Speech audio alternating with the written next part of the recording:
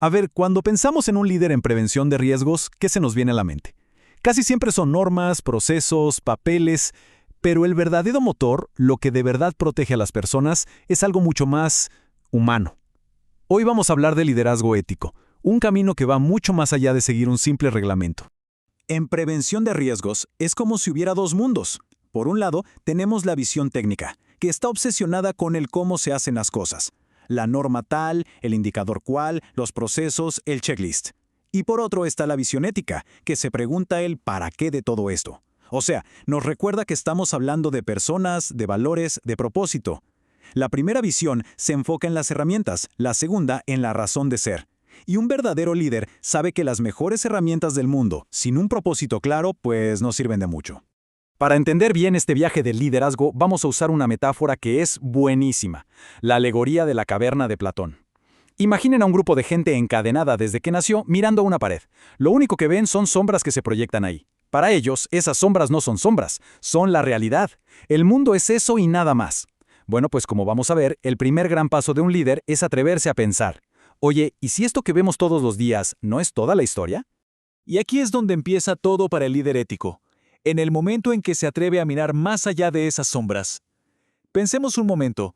Los indicadores de accidentes, las auditorías, las listas de chequeo, ¿son de verdad el panorama completo? ¿O son apenas un reflejo, a veces medio borroso, de la realidad humana que se supone que debemos proteger? Y esta frase de Platón describe perfecto lo que a veces pasa. Cuando alguien, en prevención, empieza a hablar de cultura, de valores, de cuidar de verdad a la gente, ¿cuántas veces le dicen que es un idealista, que no es práctico? Esa es la reacción de quienes se sienten cómodos en la cueva, viendo las sombras de los números y los costos. Mirar la luz, la realidad humana, a veces asusta. Ahora, ojo, antes de poder guiar a otros fuera de la caverna, hay una tarea que es fundamental, la primera de todas, aprender a liderarse a uno mismo. La idea suena potente, ¿verdad? Ser empresario de la propia vida.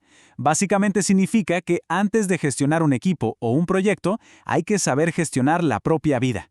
O sea, que nuestros valores, nuestras decisiones y nuestras acciones estén alineados. Porque, seamos honestos, ¿cómo vamos a inspirar confianza si ni siquiera somos coherentes con nosotros mismos? A ver, una pregunta para pensarla un poquito. En un mundo que valora tanto el poder, el control externo, ¿cuál es la conquista más importante que se puede lograr? Y la respuesta del filósofo Séneca es espectacular. El autogobierno, el dominio de nuestros propios impulsos, ese es el verdadero imperio. Piénsenlo en el día a día. Un prevencionista que mantiene la calma en medio de una crisis, que actúa con integridad aunque haya presión, esa persona está demostrando que gobierna el imperio más difícil y valioso de todos. Ok, perfecto. Ya tenemos el autocontrol, ese imperio interior. Pero, ¿qué nos da energía para seguir? ¿Qué nos mueve cada mañana? Necesitamos un motor, un propósito. Necesitamos encontrar nuestro ¿para qué? Esta frase que hizo famosa el psiquiatra Viktor Frankl es la pura clave de la resiliencia. Y lo interesante es que él mismo comprobó que era cierta en las circunstancias más extremas que podamos llegar a imaginar.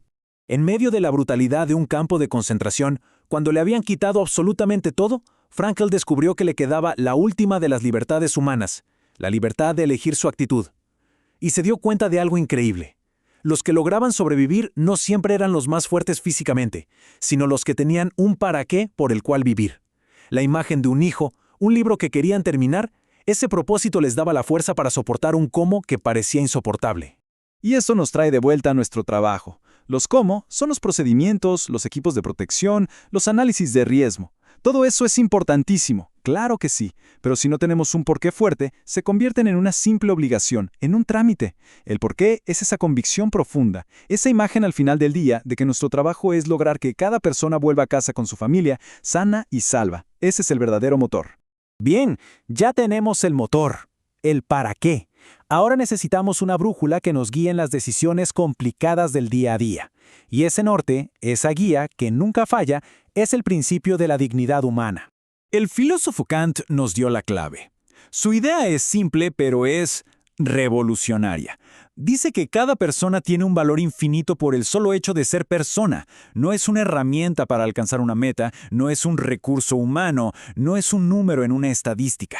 Cada persona es un fin en sí misma. Punto. ¿Y en la práctica, esto qué significa? Bueno, significa que cuando la seguridad de alguien choca con una meta de producción, o con ahorrar un poco de dinero, o con la simple comodidad de hacer las cosas más rápido, no hay nada que discutir. La seguridad, que nace de la dignidad, sencillamente no se negocia. Este es el pilar que no se puede mover en nuestra profesión.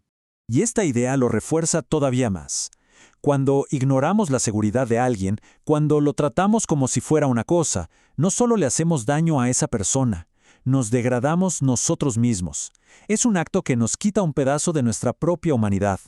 Y así, poco a poco, el viaje del líder ético llega a su etapa más importante. Porque no es suficiente con salir uno solo de la caverna y ver la luz.